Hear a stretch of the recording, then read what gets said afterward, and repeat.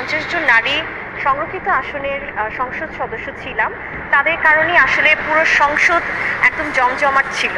আর মাননীয় স্পিকারের একদম ফ্রন্ট সাইডেই তো আমরা, সুতরাং এতদিন উনি আসলে খালি সিটগুলোই দেখতেন। তো আজকে যেহেতু ভরা সিট দেখেছেন, কাজেই তিনি বলেছেন আজকে আসলে সংসদটা একদম জমজমাট এবং পরিপূর্ণ মনে হচ্ছে।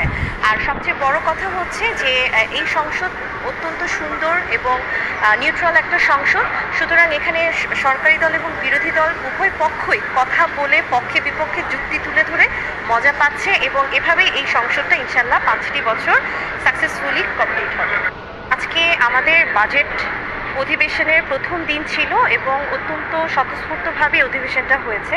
বিশেষ করে আমরা যারা 50 জন নারী সংরক্ষিত আসনের সংসদ সদস্য ছিলাম, তাদের কারণেই আসলে পুরো সংসদ একদম জমজমাট ছিল। আর মাননীয় স্পিকারের একদম ফ্রন্ট সাইড